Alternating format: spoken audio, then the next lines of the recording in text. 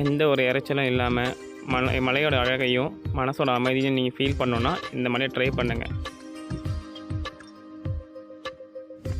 நான் நைட்டே மலை ஏறிட்டேன். நான் திரும்ப மார்னிங் கீழே இறங்கும்போது உங்களுக்கு மலையோட அழகையும் எப்படி வரணுங்கிற வழியையும் காட்டுறேன். காலையில் விடிஞ்ச உடனே மலைக்கு மேலே எடுக்கிற வீடியோ. இந்த மலைக்கு மேலே இருக்கிற கோவில் இவ்வளோ அழகாக இருக்குது பார்த்தீங்களா?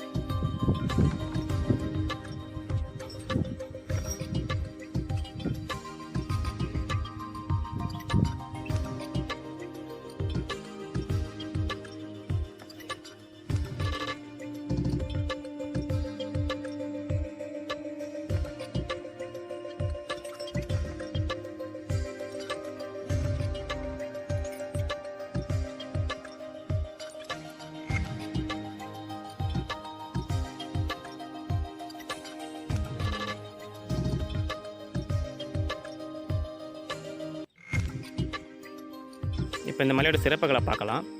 இந்த மலைக்கு தவளகிரின்னு பேர் வந்தது காரணம் பார்த்திங்கன்னா, அந்த காலகட்டத்தில் இந்த மலையை சுற்றி நீர்நிலைகள் அதிகமாக இருந்ததாகவும், அதாவது குளம் குட்டை அது மாதிரி அதிகமாக இருந்ததாகவும், அது கூடவே இந்த மலையை சுற்றி அதிகமாக தவளைகள் வாழ்ந்ததாகவும் சொல்லப்படுது. அதனால் இந்த மலைக்கு தவளகிரின்னு பேர் வச்சுருக்காங்க.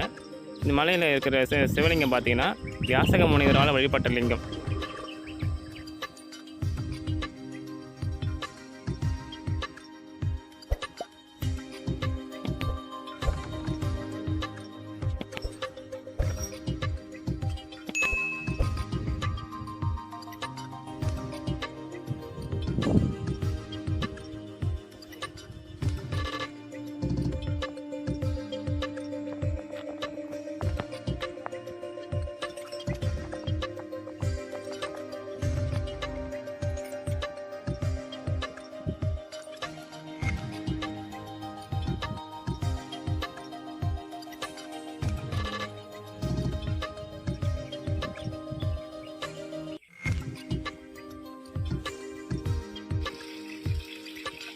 இந்த மலையில் ஒரு அதிசயமாக கருதப்படக்கூடிய செயல் இது பார்த்தா ஒரு சுனை நீர்.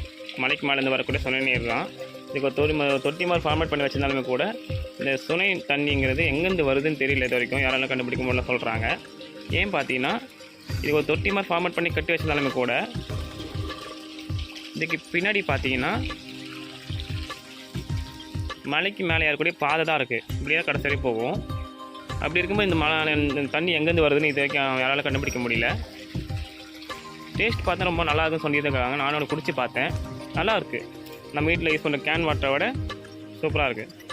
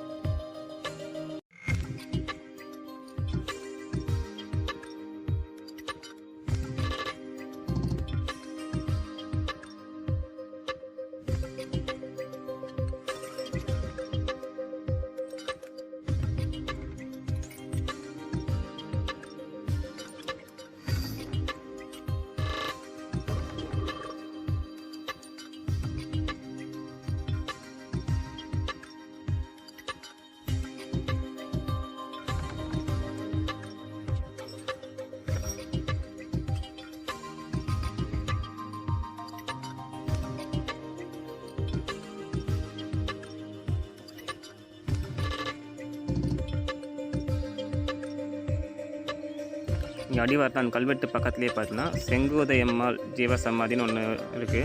ஒரு பெண் சித்தரோட ஜீவசமாதி. நீங்கள் இவங்களை பார்த்து வணங்கிட்டு மேலே ஏற ஆரம்பிக்கலாம்.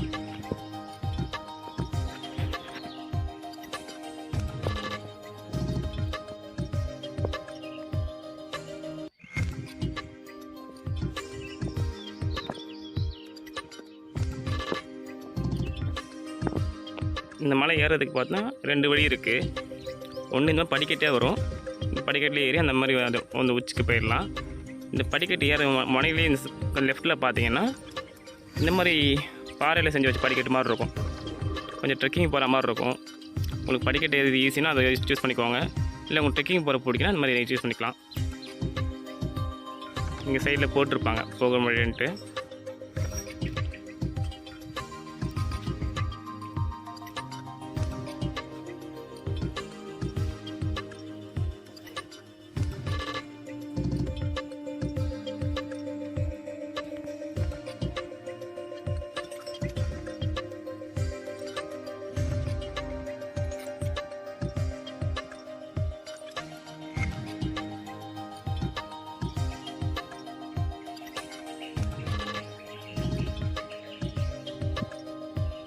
அந்த படிக்கட்டு பக்கமாக போகாமல் இந்த மாதிரி ட்ரெக்கிங் சொன்னோம் பார்த்திங்களா, அந்த பக்கமாக வந்திங்கன்னா இந்த மாதிரி ஒரு வாழ்முனீஸ்வரர் ஆலயத்தையும் பச்சையம்மனோட கோயிலையும் பார்த்துட்டு அவங்ககிட்ட ஆசீர்வாதம் வாங்கிட்டு மேலே ஆரம்பிக்கலாம்.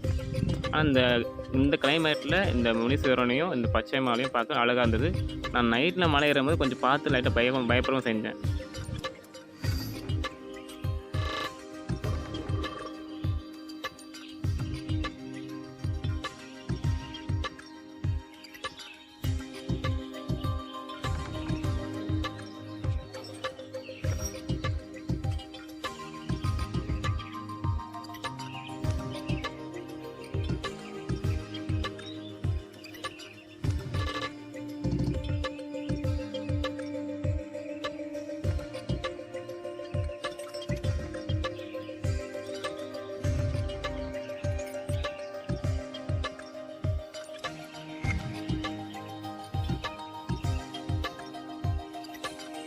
மலை ஏற வழியை பார்க்கலாம். இந்த மலை ஏற வழி பார்த்திங்கன்னா பாறையில் செதுக்கி வச்ச படிக்கட்டு மாதிரி தான் இருக்குது. அவ்வளோ டஃப்பான படிக்கட்டுலாம் கிடையாது. நம்மளால் ஏறக்கூடிய மலை தான். அதாவது ட்ரெக்கிங் போகிற ஆசைப்படுறவங்க, பட் ட்ரெக்கிங் போகிற கஷ்டமாக இருக்குமோன்னு தயங்குறவங்க ஃபஸ்ட் டைம் ட்ரை பண்ணுறதுக்கு நல்ல எக்ஸாக்ட் லொக்கேஷன் இருக்குது. நீங்கள் ஏறினா கொஞ்சம் ஈஸியாக இருக்கும். ஏன்னா பெருசாக ஸ்டிஃபாக இல்லாமல் கஷ்டமான படிக்கட்டுலாம் இல்லாமல் நாமளாக செதுக்கி வச்ச படிக்கட்டு தான் அழகாக இருக்குது. ஈஸியாக ஏறிக்கலாம். இது ஏறினாங்கன்னா கொஞ்சம் ஒரு ட்ரெக்கிங் எக்ஸ்பீரியன்ஸ் வரும். நெக்ஸ்ட் வேறு ஏதாச்சும் மலை ட்ரை பண்ணலாம்.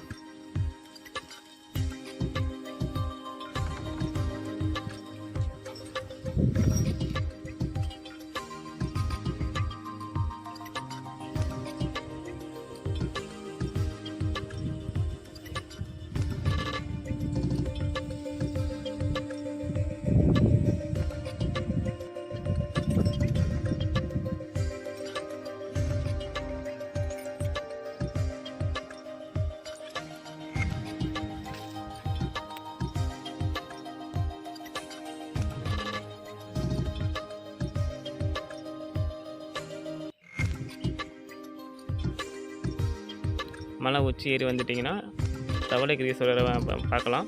அவரை தவிர்த்து பருவத வதனிங்கிற ஒரு அம்மனை பார்க்கலாம். அப்புறம் உண்ணாமலையாரை பார்க்கலாம்.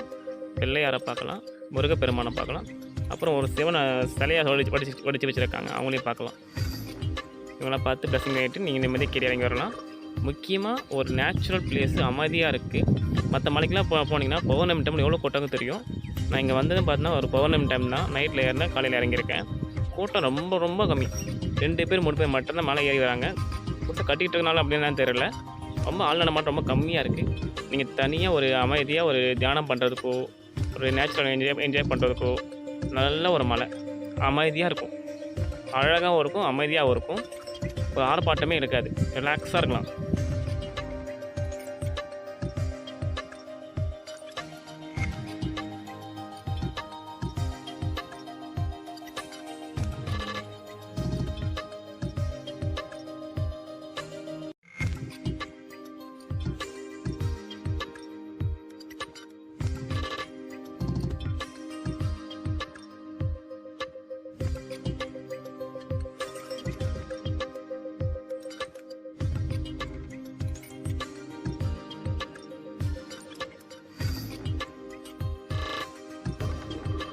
வந்த இடத்துல ஒரு நல்ல ஃபேமிலியோட நல்ல ஒரு மீட்டிங் கான்வர்சேஷன் போச்சு. ஹாப்பியாக ட்ரிப் முடிச்சுக்கலாமா?